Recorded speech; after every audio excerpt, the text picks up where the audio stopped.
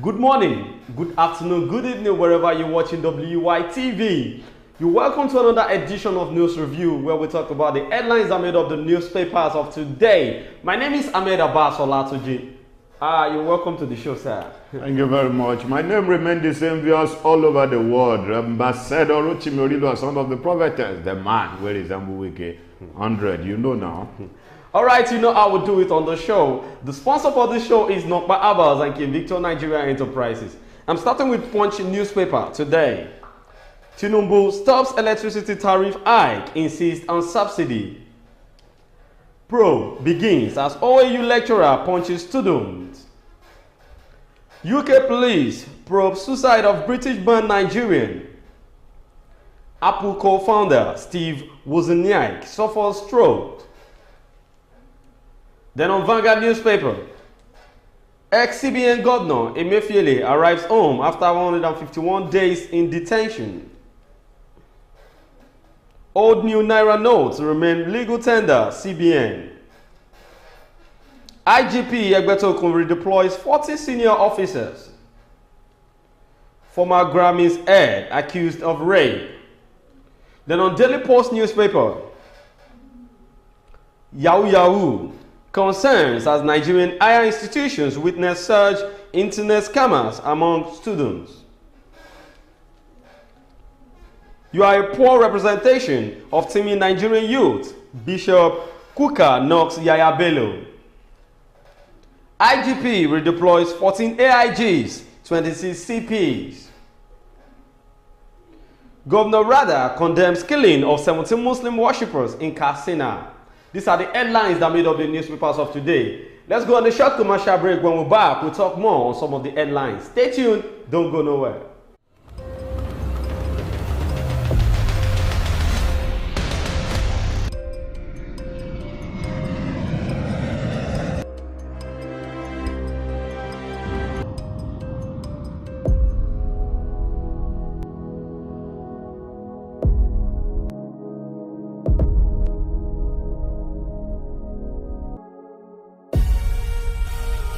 Nokpa for management of power.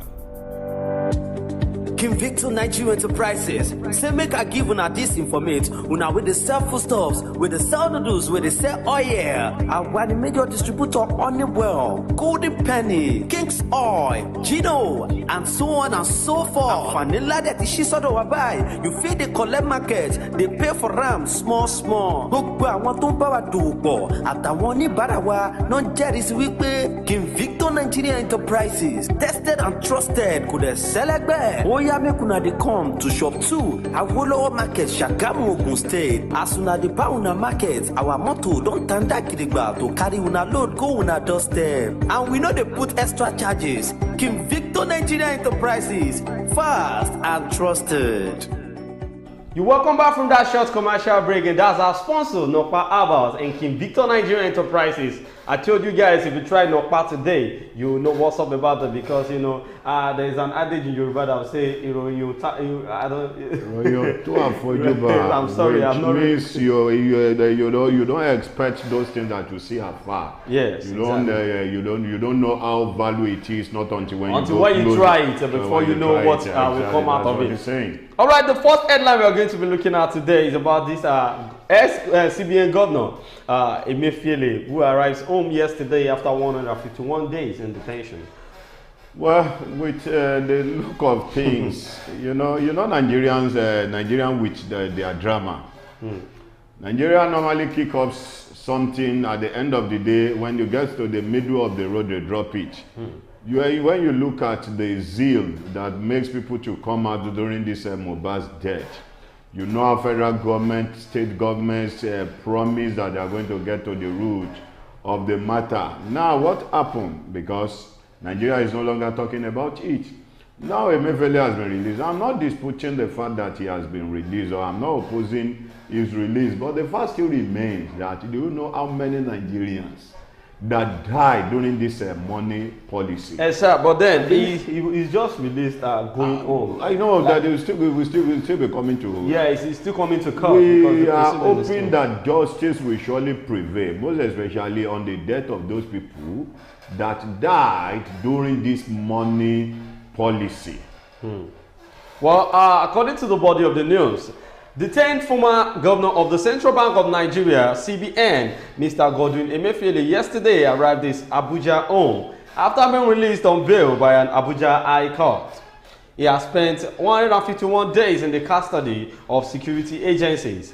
A High Court of the Federal Capital Territory, FCT, sitting at Maitama has ordered his release from detention despite objections from both the Attorney General of the Federation, AGF, and Economic and Financial Crimes Commission, EFCC.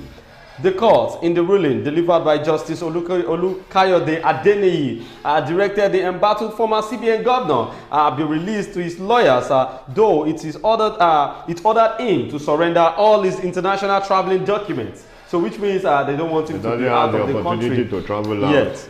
Even as of today, the Abuja airport has been shut down by NLC. I just got the news recently based on the fact that they don't want our people to go anywhere. They are trying to let federal government know that, okay, this particular strike that is coming, we really want to. But I also heard the news, the breaking news, that some of the workers, bank work officials, shunned the request of going on strike in Imo State.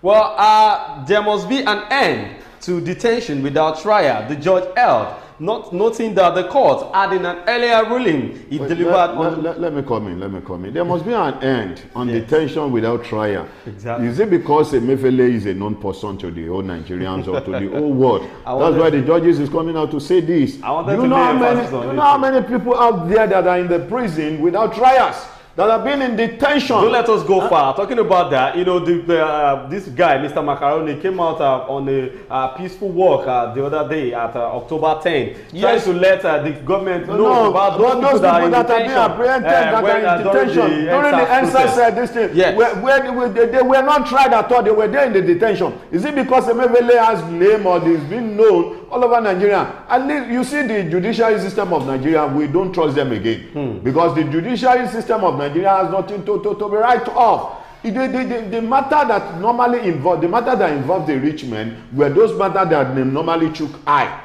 For instance, now somebody who embezzled billions of dollars, Nigerian money, billions of dollars, that embezzled Nigerian money in billions of dollars, were given 100 naira fine to go and pay. Why somebody who stole a tin of rice were sentenced to 7 years imprisonment? That is Nigeria for you. You know, this country, I told you guys earlier, this country is a movie. You just sit down and watch what is going on, because all these government officials, they are being corrupted and they don't care about the masses. Do you know what happened yesterday? When I was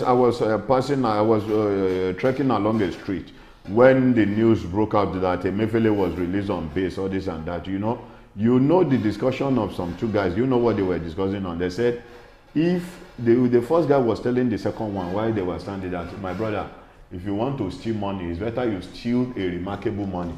That if you went ahead to go and steal 100,000 or 200,000 or 1 million naira, is left for you. But for him, or if he has the opportunity to steal, to embezzle money, that he will start from 1 billion, 2 billion. So because we also have money when they try to clear the case. To clear the case. Well, the ruling is delivered on November 2. Order the anti-graft agency to either release the applicant unconditionally or produce him for his bail request to be considered. According to Justice Adeniyi, it was owing to EFCC's refusal to comply with the first leg of the order that led to the production of Emefiele before the court on Wednesday. The court said it could not allow the applicant to remain in custody based on the claim by the federal government that it was already scheduled for arraignment before another court on November 15. It held that the claim was speculative, as there was nothing to establish that the planned arraignment would hold as scheduled. More so, the court noted that a purported remand ordered the federal government's lawyer, Mr. Oyin Kole-Osho, tendered before it, signed by an Abuja chief magistrate, which gave the permission for Emefiele to be remanded for a period of 14 days, but conflicting dates, April 26 and October 27, 2023. A very crucial fact that this court cannot overlook is the applicant's claim that he has been incarcerated for a period of upward of 151 days without trial. Justice Adeniyi added. He held that Section 2982 of the Administration of Criminal Justice Act, ACJA 2015, empowered the court to make necessary orders even when there is a remand order against an applicant. So all these things are being, they are in the Constitution, and they are not using it on every citizen of Nigeria. It's only the rich ones that they are using those things that decide the Constitution on. But on the poor, you see the way they treat the poor man case in the court as if we were not part of the system. In fact, I weep for the future of this country.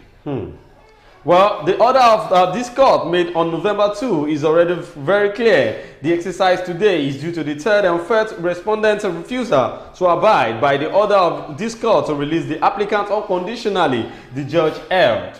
Consequently, he directed that Emefiele should be released to a team of 3 senior advocates of Nigeria's stance that represented him in the matter, adding that they should produce him in court on the day of his planned arraignment or at any other day that he is required to appear in court. So which means Emefiele is now a free man. Emefiele is a free man according to the statement and according to what happened in the court yesterday. He has been granted bail, no surety, no guarantor, no bail condition with what I'm saying. You don't even know the amount of bail he paid, because there's no amount they can give to Emefiele to pay that he wouldn't pay, which means he's been released to keep on enjoying our money. Well, let's move on to the next headline. The next headline here: concern as Nigeria higher institutions witness surge in internet scams among students. Well, let's still thank God the fact still remained that the students were still, even though they were into Yahoo, they were still trying to go to school, at least to study, to be graduated. You understand what I'm saying? You see, when the foundation is faulty, what else can the righteous do? Automatically, when the head is not okay, what happened to the rest of the body? Not until when we will have working Nigerians.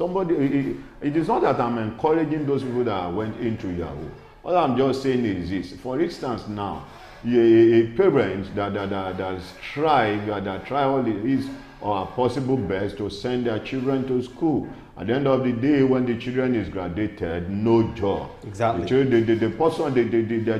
children have to go and start from scratch by learning and handwork. So let me buttress your point. Now, the higher institutions that are complaining about the surge in internet scams among students, I want to ask this question. Lately, we heard from Taishola University of Education, they've increased their tuition fee from like 60-something thousand to 240. Yes. You know, and these students that you see, most of them are paying their fees on their own. On their own, yes. Because their parents cannot afford the tuition fee. Yes. So how do you expect them to pay? Being in school, not working. Not doing anything. Not doing anything, and you keep increasing fees. Even they said, even I saw at some of the protests of the students, they said the rent fee, that there is hike in the rent, and yes. things they buy around the school, school premises. You understand? Also. So I feel this thing has to be, the blame has to be on the government. That is why I said when the head is rotting, what happened to the rest of the body? These things happen right from the federal government there. So you see a child that the parent is still striving to pay his or her school fees. At the end of the day, all of a sudden there was a right. How do you expect those students to cope? To cope, exactly. They didn't go into any other business. How do we expect our ladies not to turn to Olosho? They will also, because there is no any other place that they can get the money except they go into all these dirty jobs. So the federal government they are not helping the situation. Well, most of our leaders today went to free education during their own time. This is what I want to say. You know, when it comes to internet fraud, fraud is fraud. Forget about internet. Some of our politicians are even fraud. They are in the act of frauding Nigeria. Those that are embezzling Nigerian money, are they not into fraud? You understand? The difference is just internet and political fraud. The money that is meant for masses that you are giving to go and spend on the masses or for a road project, at the end of the day, you kept all those money in your pocket. Are you saying you are not a fraudster? Well, higher institutions such as universities, polytechnics and college of education in Nigeria are increasingly becoming breeding grounds for youth engaged in advanced fee fraud, commonly known as Yahoo Yahoo.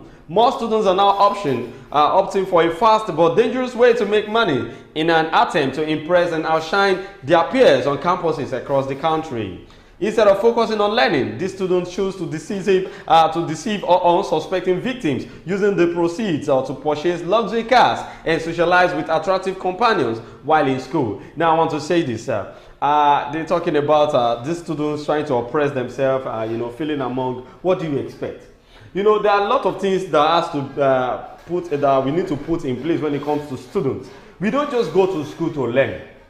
And besides, when I was in school, I studied a lot, like being in class, being in the library, just preparing for my exam. At the end of the day, what your score will not even be up to someone that paid money to get marks from the lecturers. So what are you trying to encourage me to read more? Or the only advantage I see in me reading is just for myself. For yourself. Because I'm learning for myself. But at the end of the day, when you graduate, even if you graduate with first class in Nigeria, it doesn't guarantee you seeing a good job. You understand? So most of these youths, they are not being encouraged to read.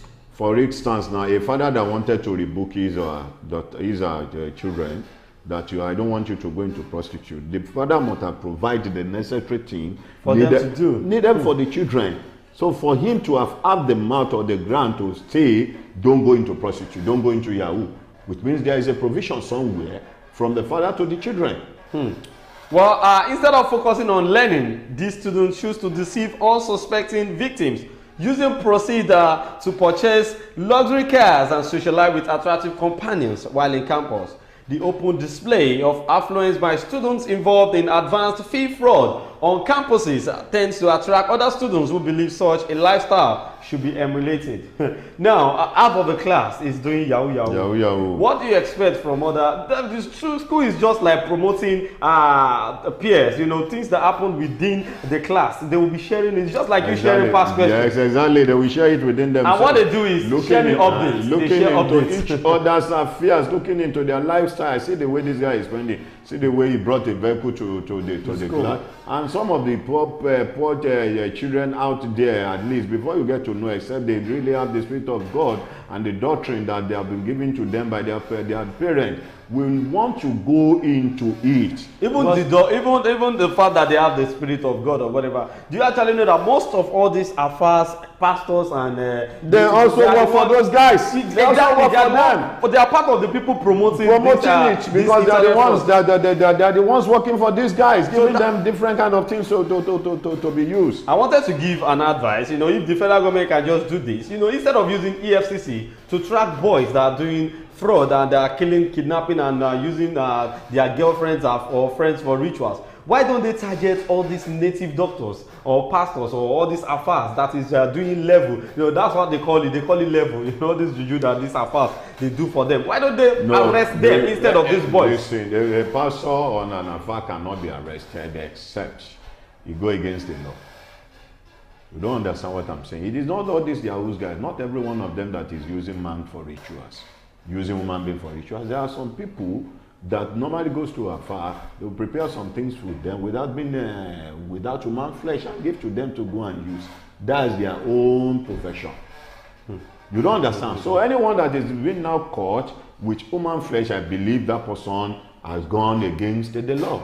Now what I'm trying to say is, if once they catch a Yahoo boy with different kind of ritual things, they will just take him to, take us to where you did this thing. Are you telling me some of our politicians don't go to Afar? And that's how we stop everything. Don't they go to pastor for prayers?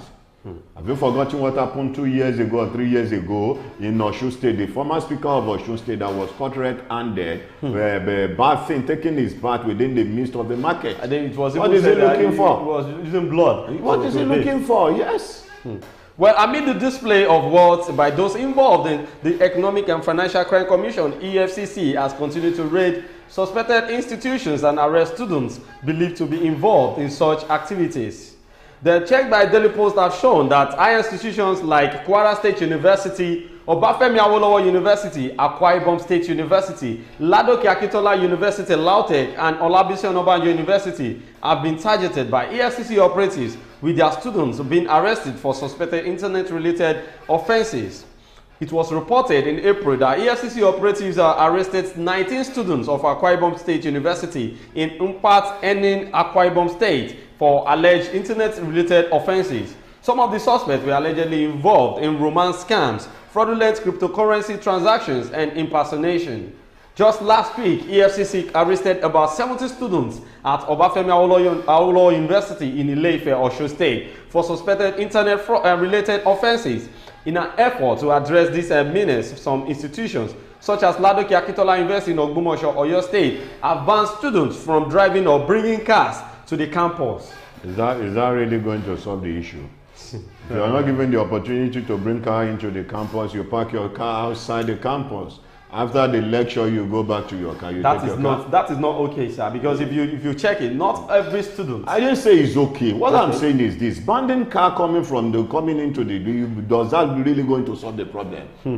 You don't get what I'm saying. What I'm saying, the first thing remains that not until when federal government begin to look into the affairs of the student, before we see a working Nigeria. Not until when Nigeria is working. All this tuition fees hike, if they could cut it down to the levels now, then people cannot afford of sending their children to school. Exactly. Then you now go after anybody that is against the law. That's what I'm saying. So banning them, does that mean the Yahoo guy will not attend class? They won't even come to school again. It's not like, it's like the school they are coming to is just to come and have fun, take their girlfriend out and all. They just to come and show off in the school campus. But then I feel that will not promote education in Nigeria, because the analysis was that almost all the Nigerian students are into even females are doing Yahoo. Exactly. Well, the institution has also prohibited tinted vehicles for both staff and students, and learner permits must be displayed on the vehicles of noticed drivers. To combat this problem, the EFCC has unveiled a plan to collaborate with the university management across the country. They believe that the university environment is a training ground for youth, both academically and any other things, So looking at this now, if they want to curb this Yahoo of a thing, I don't think the process EFCC and the school management are trying to put in place can work, because if you check, students are now fighting for themselves. Look at what happened at OAU. At OAU, yes, recently. They had to call the governor into the matter. Our students must be released, because there's something we call Aluta when we Aluta Continua Victoria Asata. So when the spirit of Aluta is the students, they feel they can, they can say anything anywhere. So you could see a video whereby a student of OAU was doing video telling the EFCC official, what do you want to do? You cannot do me anything. So they were big feeling like, okay, let the EFCC go after our politician first. When they let the water flows from the head, let them go after our politician. When we see that you've what they call it, some of the politicians will be convicted based on the embezzlement or abusing of fees, then you can now go after those that are down there. You remember the case of Ibori, that Ibori was arrested in Nigeria. At the end of the day, they said he should go and pay 100,000 naira after embezzle billions of naira. Why court discharge Ibori that Ibori was not guilty of the offense that he was arrested for? At the end of the day, when he got to US, what happened? He was arrested. Ibori confessed categorically that truly he embezzled Nigerian money. Can you imagine?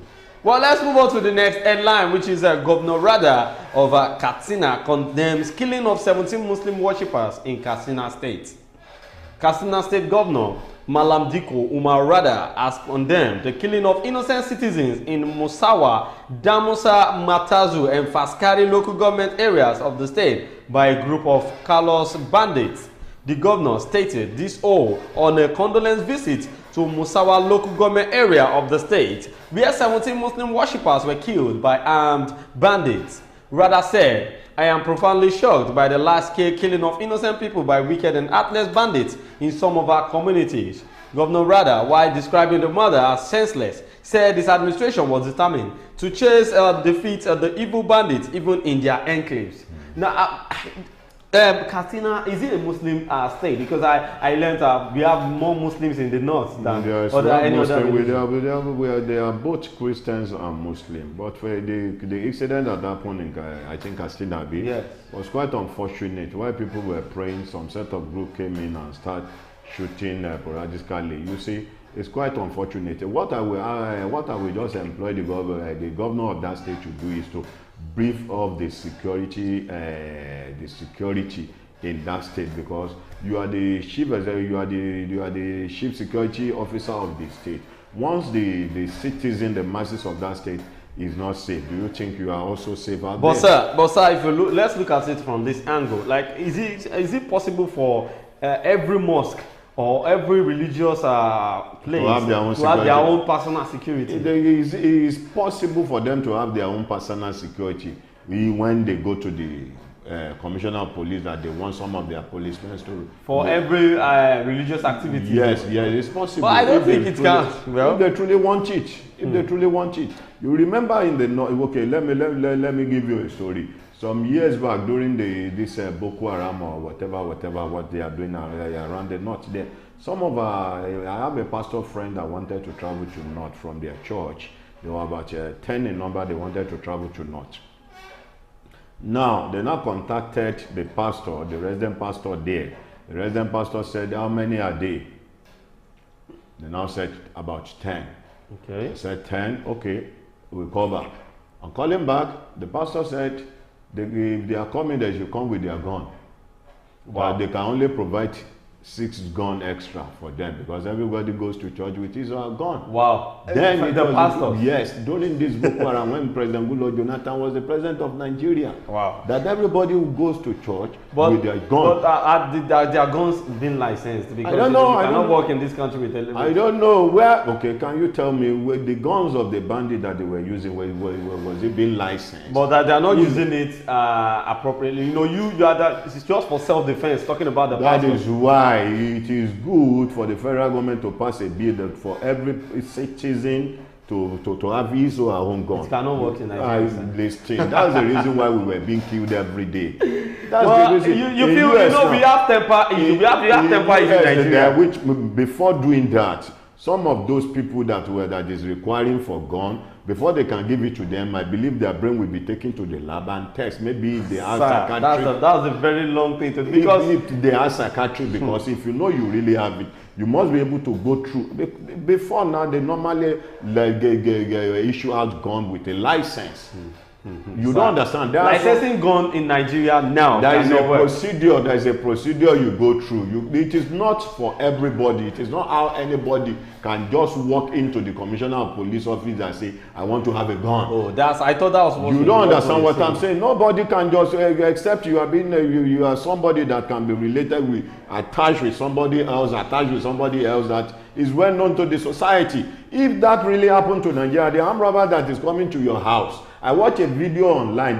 The woman and the wife was sitting out in front of their house. Then an armed robber came pointing gun at them. The wife had to run somewhere. As he was trying to rob the man brought his own gun out. What happened? The wife of the man started shooting the armed robber. Before you could know, the armed robber flew. Out of if the man doesn't have a gun, what could have happened to him? Well, why commiserating with the people of these communities who lost their loved ones? Malam Rada reiterated that no stone will be left unturned in the administration's commitment to fight banditry and restore peace and stability across Katsina State. And that's what we were saying. Not only Katsina State, the federal government should make sure that they restore peace and stability in this country, because I don't know the reason why. We have lots of security personnel coming from the Nigerian police force down to the civil defense, down to the army, the soldiers in Nigeria. You know, I don't know the reason why all these bandits, they keep increasing day by day. Every blessed day. You see, the system is corrupt. A bandit that was being arrested during the President Muhammadu Buhari administrative, a bandit that was being arrested, taken to the prison. At the end of the day, they said they are bandit. They want to recruit them to Nigerian army. Do you think the blood that is still flowing in their vein has been taken away? Not until when a bandit is being arrested, immediately let the bandit be killed. Once there is an evidence that this guy is one of the bandits that has been attacking people, killing many lives. Somebody who has killed many lives will not be recruited back to the Nigerian army. What happened? It will be an enemy to those ones that are there. Exactly. But our federal government, I think they should try and do something about the security of this country, because even if you have money in Nigeria, you're not safe. If you don't have money, you're not safe. So what's the essence of staying in a country whereby the security, you could see the Canadian government made it known on their website that every other person that is traveling from Canada to Nigeria should be careful because of the US also current situation in the country. Because of, yes, that they should not lodge in a well-known hotel. So they will not be after them. This is where we are going to be ending it on this review today. Don't forget that the sponsor for this show is Nokpa Herbals and King Victor Nigerian Enterprises. And big shout out to the CEO of Wisdom Yard Nigeria Limited, talking about Omoba Adeleke Noah Oshin. God bless you, sir, for always being there. Thank you so much, Ambassador Rilua, for joining us on the show. All right, we'll see you again tomorrow. Be good.